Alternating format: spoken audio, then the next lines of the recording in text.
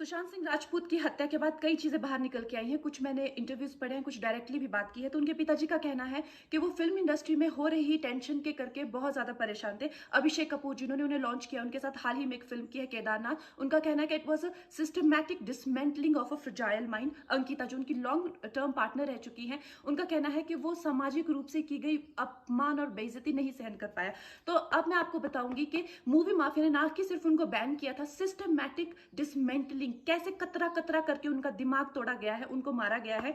तो blind item आप इसलिए लिखते हैं क्योंकि आप जब झूठ लिखना होता है, आप को के अगेंस्ट कोई लीगल एक्शन नहीं लिया सकता, क्योंकि आपका तो नाम ही नहीं लिखा। मगर उसकी जो डिस्क्रिप्शन होती है, जैसे मेरे बारे में लिखा जाएगा कि जिस लड़की के घुंघराले बाल हैं, जिसको नेशनल अवार्ड मिला हुआ है, साइकोटिक है, इस तरह से जो कि मनाली से डिस्क्रिप्शन पूरी दी जाएगी मगर नाम नहीं लिखा जाएगा।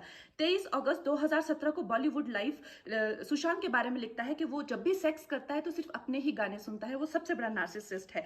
16 दिसंबर 2016 में मुंबई मिरर लिखता है कि सुशांत एक ट्रक ड्राइवर की तरह लगता है। 22 फरवरी 2019 को मुंबई मिरर लिखता है कि पार्टी में तमाशा करने के बाद सुशांत ने कांच की बोतल एक डायरेक्टर के सर पे दे मारी। 18 अक्टूबर 2018 को डीएनए लिखता है कि सुशांत ने अपनी को एक्टर का रेप किया और वो मीटू के चलते अब जेल जा सकता है। और ऐसी न जाने कितने अनगिनत झूठ।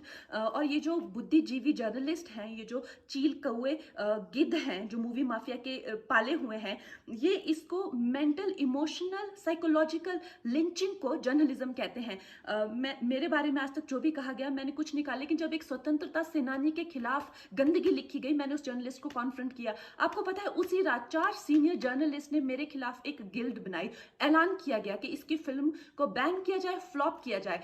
आपको पता है 3000 जर्नलिस्ट गैंग अप होते हैं एक अकेली लड़की पर, उसकी इमोशनल लिंचिंग करते हैं सरेआम, और ये समाज कुछ नहीं कहता, कानून कुछ नहीं कहता है। मैंने उन पे केस करने की कोशिश की, मगर 1 महीने बाद वो गायब हो गई। मेरी फिल्म रिलीज हुई, गायब हो गई। तो मेरा कहने का मतलब ये है कि अगर ये समाज जिस अन्याय की बुनियाद पर खड़ा है और कभी आवाज नहीं, आप ये पढ़ते हैं, चटकारे लेते हैं, कभी आपने सोचा है कि कभी नेपो किड्स के बारे में